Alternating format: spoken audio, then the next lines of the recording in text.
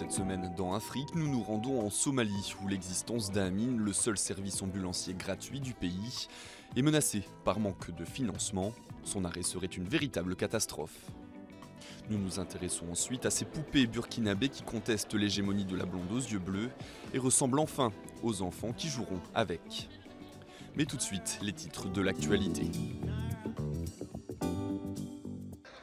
3 touristes vietnamiens et leur guide égyptien ont été tués vendredi dans l'explosion d'une bombe artisanale au passage de leur bus près du site des pyramides de Gizeh au sud du Caire.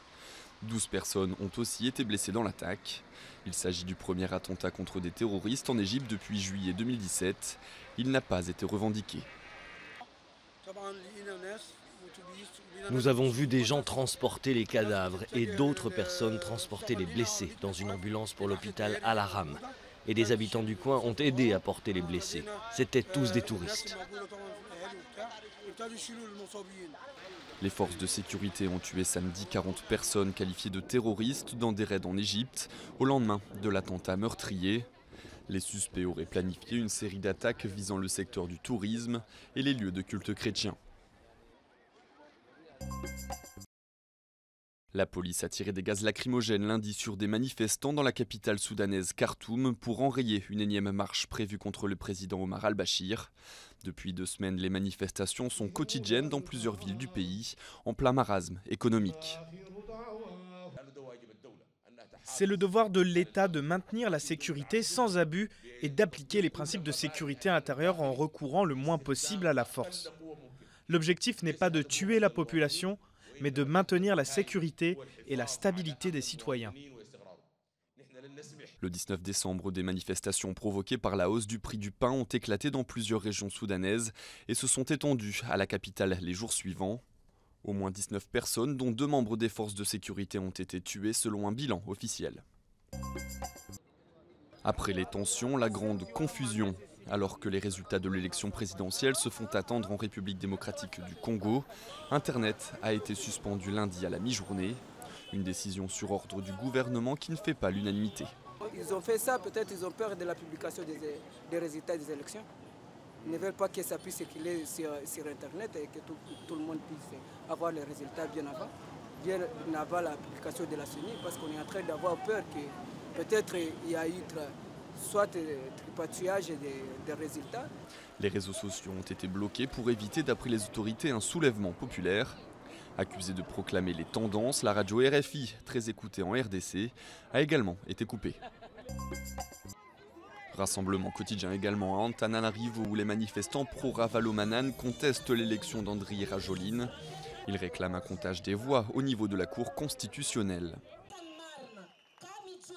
On est ici pour la vérité. N'ayez pas peur, on réclamera toujours la vérité. On sera là tous les jours pour dire que la population malgache n'acceptera pas les résultats.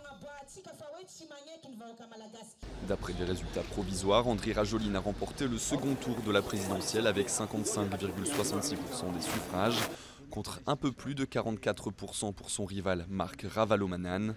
Les résultats officiels sont attendus le 8 janvier. Le député d'opposition et anti-esclavagiste mauritanien Biram Ould Abed est sorti de prison lundi soir après 5 mois de détention, au terme d'un procès devant un tribunal de Nouakchott pour menace contre un journaliste. Ce dernier a depuis retiré sa plainte. Je n'ai rien commis, je n'ai jamais commis de crime. Ça, c'est une manigance des services de renseignement avec leur top, voilà, avec la complicité des juges qui sont inféodés au pouvoir politique. Des centaines de supporters de Biram Ould Abed et des militants de son ONG anti-esclavagiste s'étaient regroupés devant le tribunal pour réclamer sa relaxe. 14 octobre 2017, l'attentat le plus meurtrier qu'ait jamais connu la Somalie vient de faire plus de 512 morts. Les premiers sur les lieux sont comme d'habitude les membres d'Amin, le seul service ambulancier gratuit du pays, mais aujourd'hui son existence est menacée. Il est vrai que notre service d'ambulance gratuite risque de s'arrêter en raison de contraintes financières. C'est sur ce service que les gens comptent directement ou indirectement quand il y a une attaque. Nous accourons sur place pour sauver les blessés. Dentiste de formation, Abdul Kadir a créé ce service il y a plus de 10 ans pour pallier l'absence d'ambulances gratuites dans la capitale somalienne Mogadiscio. Il investit alors 4 200 $, ses propres deniers, pour transformer un vieux minibus en ambulance. Aujourd'hui, Amin dispose de 16 véhicules et emploie 36 médecins. Mais faute de financement, le service est à bout de souffle.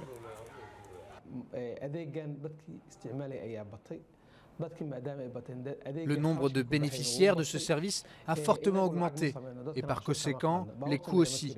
Nous ne générons aucun revenu avec ce service et ce fonctionnement ne peut pas durer. La survie de ce service dépend de l'aide de la population, du gouvernement et des donateurs. Les financements viennent de la diaspora somalienne, d'hommes d'affaires ou encore d'étudiants en médecine. Faisal a survécu à un attentat à Mogadiscio. Sans Amin Ambulance, il ne serait peut-être plus là pour le raconter.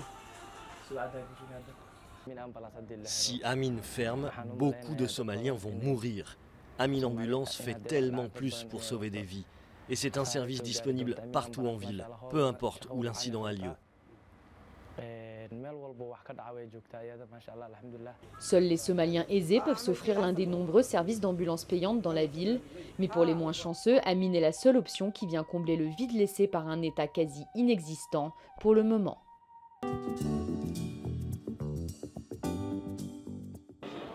Des poupées qui ressemblent enfin aux enfants qui joueront avec. Au Salon international de l'artisanat à Ouagadougou, les poupées africaines contestent l'hégémonie de la blonde aux yeux bleus. Je vois que c'est des belles poupées. Chaque fois on voit les poupées européennes, tout ça. Pour la première fois, je vois ici au Siao. Je suis contente, je voulais acheter pour des amis. Des poupées pour et par le continent.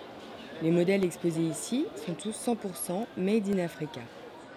Toutes ces poupées sont faites à base de matériaux qui viennent d'Afrique. Donc, je préférerais conseiller beaucoup bon nombre de personnes à utiliser ces poupées et à consommer tout ce qui est fait de chez nous. Dans son atelier à Ouagadougou, Abibou emploie 6 personnes. Et pour elle, la poupée africaine pourrait connaître le même succès que sa célèbre cousine américaine. La Barbie africaine, pourquoi pas, parce qu'on en a besoin. Bon, les Barbies blanches, on les aime toujours, mais c'est quand la poupée elle est comme ça, elle te ressemble plus et tu l'habilles comme toi, tu la tresses comme toi parce que tu as des cheveux crépus comme ça. Et voilà quoi, tu te réfères tout de suite à cette poupée. Florissante jusqu'à récemment, son entreprise connaît aujourd'hui une baisse des commandes.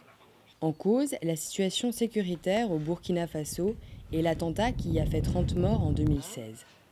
Mais Abibou reste confiante, car pour elle, en Afrique ou ailleurs, les enfants du monde auront toujours besoin de jouer à la poupée.